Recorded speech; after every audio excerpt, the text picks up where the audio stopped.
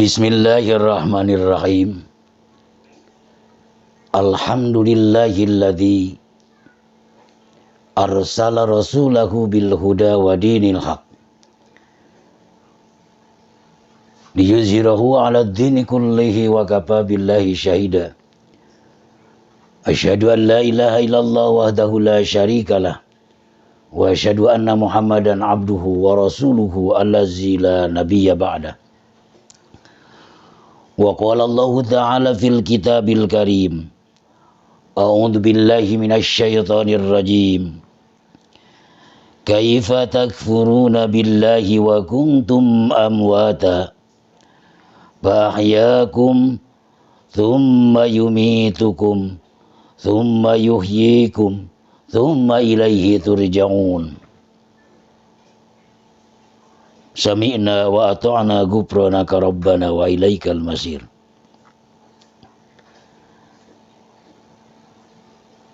Para pendengar yang berbahagia, alhamdulillah wa syukurillah pada kesempatan yang berbahagia ini kita bisa bersilaturahmi. Dan insya Allah pada kesempatan ini saya ingin menyampaikan tausiah yang berkaitan dengan menghisab perjalanan hidup. Kita selaku manusia akan mengalami mati 2 kali dan hidup 2 kali.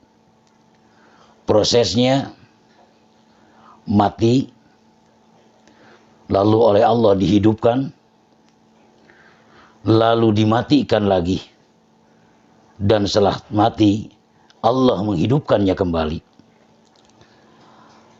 Hal ini dijelaskan di dalam Al-Quran surat Al-Baqarah ayat 28. A'udzu billahi minasy syaithanir rajim. Kaifa takfuruna billahi wa kuntum amwata fa ahyakum thumma yumitukum thumma yuhyikum thumma ilaihi turja'un. Kenapa kamu kafir kepada Allah, padahal kamu sekalian asalnya mati? Lalu Allah menghidupkan kamu, dan setelah itu Allah mematikan kamu, dan dihidupkannya kembali kamu. Dan selanjutnya hanya kepada Allah lah kita akan kembali. Quran Surat Al-Baqarah ayat 28. Dari ayat ini nampak jelas bahwa kita selaku manusia akan mengalami mati 2 kali, hidup 2 kali. Yang diawali dari kematian ketika kita berada dalam kandungan ibu selama 4 bulan. Itu adalah masa mati, dan setelah 4 bulan Allah meniupkan ruh kepada janin itu, dan janin itu akhirnya menjadi hidup. Itulah awal kehidupan kita sampai akhirnya lahir ke dunia. Dan kita hidup terus. Dan setelah hidup di dunia ini, pasti kita akan dimatikan Allah dengan kematian yang kedua dan mati yang terakhir. Dan setelah mati yang terakhir, kita dimasukkan ke liang lahat. Kita akan berada di alam barzah, dan akhirnya oleh Allah akan dihidupkan kembali dalam kehidupan yang kekal abadi, tidak ada akhirnya. Kehidupan yang pertama adalah kehidupan yang sangat menentukan terhadap kehidupan yang kedua setelah kematian yang kedua. Bahagianya kita masuk surga, ataukah sebaliknya kita akan menjadi sengsara masuk neraka. Itu sangat ditentukan oleh bagaimana kita hidup pada waktu hidup di dunia atau hidup yang pertama ini. Hidup di dunia ini adalah masa menanam. Sehingga karena masa menanam, nanti akan panen, yaitu setelah kita hidup yang kedua, setelah dimatikan yang kedua. Oleh sebab itu, fastabiqul khairat, marilah kita berlomba-lomba dalam kehidupan di dunia ini untuk berbuat kebajikan, untuk bersedekah, untuk melaksanakan segala apa yang diperintahkan oleh Allah dan menjauhi segala larangan Allah Subhanahu wa Ta'ala. Mari kita isi kehidupan di dunia ini dengan berbagai amal soleh, dengan berbagai amal kebajikan, baik itu amal ibadah yang langsung kepada Allah yang sering disebut dengan hablum minallah, atau dengan sebutan hablum minannas atau berbuat baik kepada sesama manusia. Jadi kita dituntut untuk memiliki kesolehan secara ritual, yaitu taat kepada Allah, dan memiliki kesolehan secara sosial, yaitu kita menjadi warga masyarakat yang baik, yang bisa saling menolong antara sesama di antara kita. Mendengar ayat yang tadi, yaitu ayat kaifa takfuruna billahi wa kuntum amwata fahyakum thumma yumitukum thumma yuhyikum thumma ilaihi turja'un.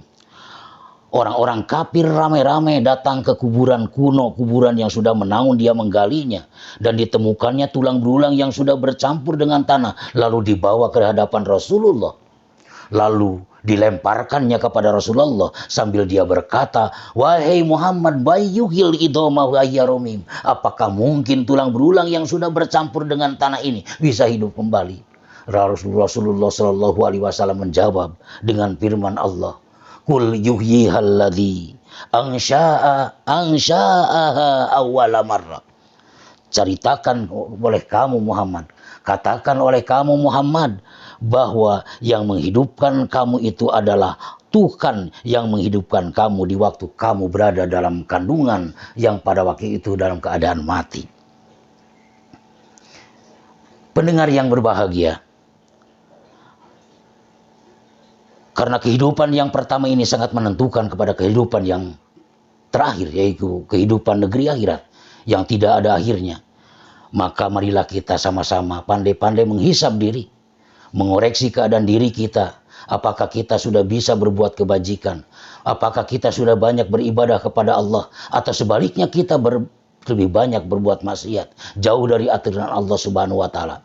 Artinya, apakah dunia ini kita gunakan untuk berlomba-lomba dalam berbuat kebajikan, atau sebaliknya kita gunakan untuk berpoya-poya, jauh dari aturan Allah, dan akhirnya kita akan menjadi orang yang sangat-sangat menyesal. Dan mereka setelah masuk ke liang lahat, dia berkata, Rabbana akhrizna na'mal solihan ghairal ladzi kunna na'mal. Ya Tuhan kami, keluarkanlah kami dari kuburan ini.